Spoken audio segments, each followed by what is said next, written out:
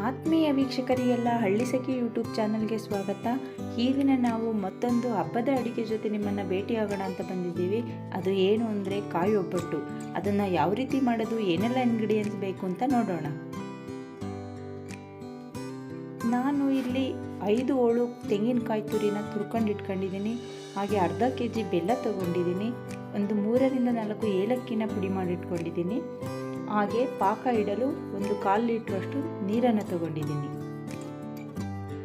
ಎಳ್ಳು ಒಂದು 5ರಿಂದ 6 ಸ್ಪೂನ್ ಎಳ್ಳು, ಹಾಗೆ 2ರಿಂದ 3 ಸ್ಪೂನ್ ಗಸಗಸೆ ಹುರಿದಿಟ್ಕೊಂಡಿದ್ದೀನಿ. ಈಗ ನಾವು ಪಾಕ ಇಟ್ಕೊಳ್ಳೋಕ್ಕೆ ರೆಡಿ ಮಾಡ್ಕೊಳ್ಳೋಣ. ಸ್ವಲ್ಪ ದಪ್ಪ ತಳದ ಪಾತ್ರೆನ ಸ್ಟವ್ ಮೇಲೆ ಇಟ್ಟು ನೀರನ್ನು ಹಾಕಿ, ಹಾಗೆ ಸ್ವಲ್ಪ ದಪ್ಪವಾಗಿ ಪುಡಿ ಮಾಡಿರ್ತಕ್ಕಂಥ ಬೆಲ್ಲವನ್ನು ನೀರಿನೊಳಗೆ ಹಾಕೋಣ. ಸ್ವಲ್ಪ ಒಂದೆಳೆ ಪಾಕ ಬಂದರೆ ಸಾಕು, ಜಾಸ್ತಿ ಪಾಕ ಬಂದರೆ ಗಟ್ಟಿಗಾಗುತ್ತೆ. ಅದರಿಂದ ಒಂದೆಳೆ ಪಾಕ ಬರುವವರೆಗೂ ನಾವು ಈ ಬೆಲ್ಲನ ಕರಗಿಸೋಣ. ನಾವು ತುರಿದಿಟ್ಕೊಂಡಿರ್ತಕ್ಕಂಥ ಕಾಯಿ ತುರಿ ಸ್ವಲ್ಪ ದಪ್ಪವಾಗಿರೋದ್ರಿಂದ ನೀರನ್ನು ಹಾಕ್ತಲೇ ಒಂದು 2 ರೌಂಡು ಮಿಕ್ಸಿ ಜಾರ್ಗೆ ಹಾಕಿ ರುಬ್ಕೊಳ್ಳೋಣ. ಜಾಸ್ತಿ ನುಣ್ಣಗೆ ರುಬ್ಬಾರ್ದು. ಒಂದು 2 ಸರಿ ಮಿಕ್ಸಿನ ಆಫ್ ಆ್ಯಂಡ್ ಆನ್ ಮಾಡಿದ್ರೆ ಕಾಯಿ ತುರಿ ಸ್ವಲ್ಪ ಸಣ್ಣದಾಗಿ ಆಗುತ್ತೆ. ನೋಡಿ, ಈ ರೀತಿಯಾಗಿ ಮಿಕ್ಸಿ ಮಾಡ್ಕೊಳ್ಳೋಣ.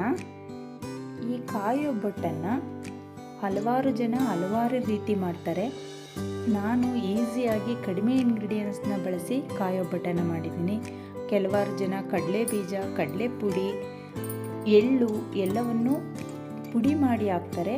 ನಾನಿಲ್ಲಿ ಆ ರೀತಿ ಹಾಕಿಲ್ಲ. ಕಡಿಮೆ ಎಳ್ಳು, 2 ಸ್ಪೂನ್ ಗಸಗಸೆನ ಹುರಿದು ಹಾಗೆ ಸೇರಿಸಿದ್ದೀನಿ. ನೀವೊಂದ್ಸರಿ ಈ ರೀತಿಯಾಗಿ ಕಾಯಿ ಒಬ್ಬಟ್ಟನ್ನು ಮಾಡಿ ಟೇಸ್ಟು ಹೇಗಿತ್ತು ಅನ್ನೋದನ್ನು ಕಮೆಂಟ್ ಮಾಡಿ ಹೇಳಿ. ನೋಡಿ, ಬೆಲ್ಲ ಕರಗಿದೆ, ಇನ್ನೂ ಪಾಕ ಬಂದಿಲ್ಲ. ಇನ್ನೂ ಒಂದು 5 ನಿಮಿಷ ಪಾಕ ಕಾಯಬೇಕು. ಈಗ ಪಾಕ ಬಂದಿದೆ. ಅದನ್ನು ನಾವು ಮುಟ್ಟಿ ಕೈಯಲ್ಲಿ ಹಿಂಗೆ ಎಳೆ ಥರ ಬಂದರೆ ಪಾಕ ಬಂದಿದೆ ಅಂತ. ಇವಾಗ ಪಾಕ ಬಂದಿದೆ. ಇದಕ್ಕೆ ತುರಿದು ಮಿಕ್ಸಿ ಮಾಡಿಟ್ಕೊಂಡಿರ್ತಕ್ಕಂಥ ಕಾಯಿ ತುರಿನ ಸೇರಿಸಿ ಒಂದು 5ರಿಂದ 10 ನಿಮಿಷ ಚೆನ್ನಾಗಿ ಕೈ ಆಡಬೇಕು. ಸಿಮ್ಮಲ್ಲೇ ಇಟ್ಕೊಂಡು ಕೈ ಆಡಬೇಕು. ನಾವು ಉರಿ ಜಾಸ್ತಿ ಮಾಡಿದರೆ ಅದು ಒತ್ತು ಚಾನ್ಸಸ್ ಜಾಸ್ತಿ ಇರುತ್ತೆ. ಅದರಿಂದ ಕಡಿಮೆ ಉರಿಯಲ್ಲಿ 10 ನಿಮಿಷ ಚೆನ್ನಾಗಿ ಕೈ ಆಡಿ ನಾವು ಕಾಯನ್ನು ಕುದಿಸ್ಬೇಕು.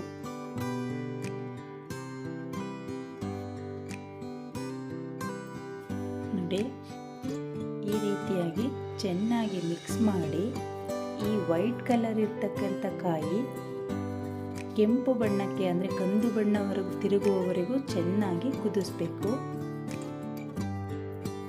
ಈ ಕಾಯಿ ಒಬ್ಬಟ್ಟನ್ನು ನಾವು 15 ದಿವಸವರೆಗೂ ಇಟ್ಕೊಂಡು ತಿನ್ಬೋದು. ಟೇಸ್ಟ್ ಎಲ್ಲ ತುಂಬ ಚೆನ್ನಾಗಿರುತ್ತೆ. ಇದು ಕುದಿಯೋದ್ರೊಳಗೆ ಇನ್ನೂ 5ರಿಂದ 10 ನಿಮಿಷ ಆಗುತ್ತೆ. ಸಿಮ್ಮಲ್ಲಿ ಇಟ್ಟು ಕೈ ಆಡ್ತಾ ನಾವೀಗ ಮೈದಾ ಹಿಟ್ಟನ್ನು ಕಲಿಸ್ಕೊಳ್ಳೋಣ. ನೋಡಿ, ನಾನಿಲ್ಲಿ 1 ಪಾವು ಮೈದಾ ಹಿಟ್ಟು ತಗೊಂಡಿದ್ದೀನಿ.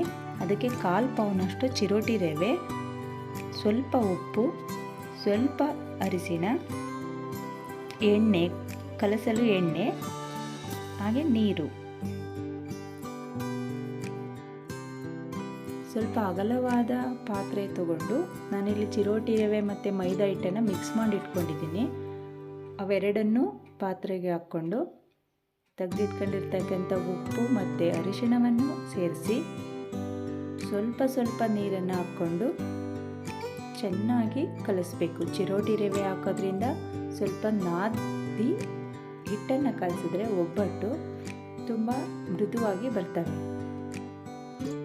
ನೀರನ್ನು ನೋಡಿ ಹಾಕ್ತಾ ಕಲಿಸ್ಬೇಕು. ಒಂದೇ ಸರಿ ಹಾಕಿದ್ರೆ ತೆಳ್ಳಗಾಗುತ್ತೆ. ಈ ಹಿಟ್ಟನ್ನು ಚೆನ್ನಾಗಿ ನಾದಿ ಕಲಸಿ 2ರಿಂದ 3 ಗಂಟೆಗಳ ಕಾಲ ಚೆನ್ನಾಗಿ ನೆನೆಯಲು ಬಿಡೋಣ.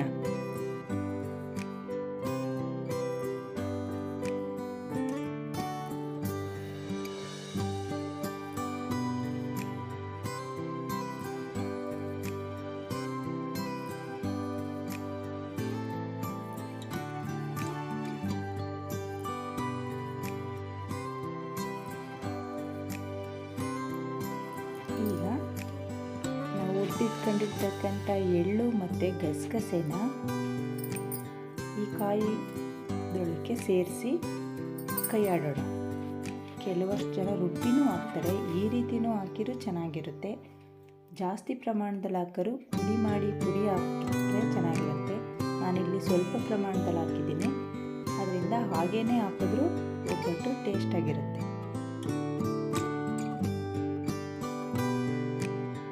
ಇದು ಕಡಿಮೆ ಉರಿಯಲ್ಲೇ ಚೆನ್ನಾಗಿ ಕುದಿಬೇಕು. ನಾವೀಗ ಪುಡಿ ಮಾಡಿಟ್ಕೊಂಡಿರ್ತಕ್ಕಂಥ ಏಲಕ್ಕಿನ ಸೇರಿಸಿ ಇನ್ನು 1 ರಿಂದ 2 ನಿಮಿಷಗಳ ಕಾಲ ಕೈ ಆಡಿದರೆ ಕಾಯೊಬ್ಬಟ್ಟಿನ ಹೂರಣ ರೆಡಿಯಾಗುತ್ತೆ. ಇದು ಚೆನ್ನಾಗಿ ತಣ್ಣಗಾಗಬೇಕು. ಬಿಸಿ ಇದ್ದರೆ ಒಬ್ಬಟ್ಟು ಅಷ್ಟು ಚೆನ್ನಾಗಿ ಬರಲ್ಲ. ಚೆನ್ನಾಗಿ ತಣ್ಣಗಾದ ಮೇಲೆ ನಾವು ಒಬ್ಬಟ್ಟನ್ನು ತೊಟ್ಟಬೇಕು. ಕೆಲವಷ್ಟು ಜನ ಹಿಂದಿನ ದಿವಸನೇ ಹೂರಣ ರೆಡಿ ಮಾಡಿಟ್ಟು ಇನ್ನು ಬೆಳಗ್ಗೆಗೆ ಒಬ್ಬಟ್ಟು ತೊಡ್ತಾರೆ, ಅವಾಗಲೂ ಚೆನ್ನಾಗಿ ಬರುತ್ತೆ. ಬಿಸಿದನ್ನೇ ತೊಟ್ಟಿರೆ ಒಬ್ಬಟ್ಟು ಚೆನ್ನಾಗಿ ಬರಲ್ಲ. ನೋಡಿ, ಹೂರಣನ ಈ ರೀತಿ ಉಂಡೆ ಮಾಡಿದರೆ ಉಂಡೆ ಮಾಡಲು ಈಸಿಯಾಗಿ ಬಂದರೆ ಚೆನ್ನಾಗಿ ಬಂದಿದೆ ಅಂತ. ಈಗ ಇದಾಗಿದೆ, ಇದನ್ನು ಬಾಯಿ ಮುಚ್ಚಿ ಚೆನ್ನಾಗಿ ಆರಲು ಬಿಡೋಣ.